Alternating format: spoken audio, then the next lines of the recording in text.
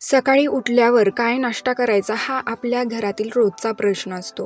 डोसा खायची इच्छा असेल तर पीठ आदल्या दिवशी भिजवा ते आंबवा यामध्ये खूप वेळ जातो. तर आज आपण पाहणार आहोत साऊथ इंडियातील एक अतिशय प्रसिद्ध आणि सोपी रेसिपी नीर डोसा. हा डोसा इतका मऊ आणि हलका होतो की तोंडात टाकताच विरघळतो आणि सर्वात महत्त्वाची गोष्ट म्हणजे याला फर्मेंट करायची गरज नाही. चला तर मग रेसिपीला सुरुवात करूया. नीर डोसा बनवण्यासाठी सगळ्यात आधी आपल्याला लागेल 2 कप तांदूळ. मी इथे हे 2 कप तांदूळ स्वच्छ धुवून 4 ते 5 तास पाण्यात भिजत ठेवला होता. जर तुम्हाला सकाळी नाश्त्याला बनवायचा असेल तर तुम्ही रात्रीच तांदूळ भिजवून ठेवू शकता. आता हे तांदूळ आपण गाळून मिक्सरच्या भांड्यात काढूयात. यामध्ये पाव कप ओलं खोबरं घातले आहे. आता यामध्ये अगदी थोडंसं 2-3 चमचे पाणी घालूयात आणि एकदम बारीक आणि मऊ वाटून घ्यायचं आहे. लक्षात ठेवा, पिठात तांदळाचा कोणताही कण किंवा रवाळपणा राहता कामा नये. एकदम स्मूथ पेस्ट झाली पाहिजे. हे पहा, आपले पीठ अगदी छान वाटून झालेले आहे. एकदम बारीक स्मूथ असं हे भिजलेलं तांदूळ वाटून घेतलेले आहे. तर हे एकदमच वाटून न घेता 2-3 बॅचेसमध्ये हे तांदूळ चांगलंसं बारीक वाटून घ्यायचं आहे. आता हे वाटलेलं पीठ आपण एका मोठ्या भांड्यात काढून घेऊया. आता यामध्ये पाणी घालायचं आहे. यात आपण हळूहळू पाणी घालणार आहोत. नीर डोशाचं पीठ नेहमीच डोशासारखं घट्ट नसून ताकासारखं अगदी पातळ असतं. तर जर पीठ घट्ट राहिले तर डोसा मऊ होणार नाही आणि डोशाला चिरा पडू लागतात. तर अशा कन्सिस्टन्सीमध्ये आपल्याला ही नीर डोसा बनवण्यासाठी बॅटर बनवून घ्यायचं आहे. ताकासारखं इथे हे एकदम पातळसर इथे हे बॅटर बनवून घेतलेले आहे. आता याचे आपण डोसा बनवून घेऊयात.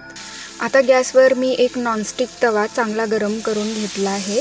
त्याला तेल वगैरे काहीही लावलेलं नाही. डोसा टाकण्यापूर्वी प्रत्येक वेळी पीठ चमच्याने खाली वर चांगलंसं ढवळून घ्यायचं आहे, कारण तांदळाचं पीठ खाली बसतंय. आणि पळीने आपण हे बॅटर तव्याच्या कडेने सुरू करून मध्ये अशा प्रकारे हे बॅटर ओतून घ्यायचं आहे.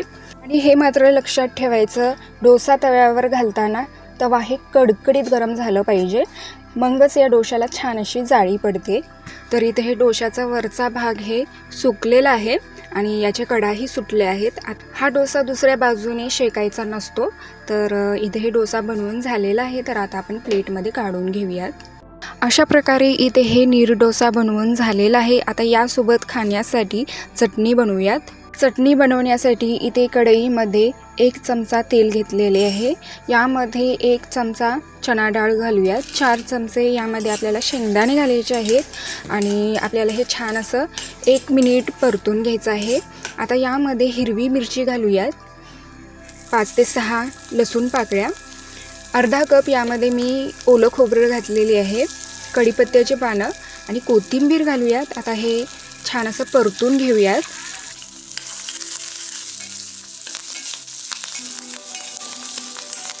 यामध्ये चवीनुसार मीठ घालून आपल्याला हे 2-3 मिनिटे चांगलंसं परतून घ्यायचं आहे.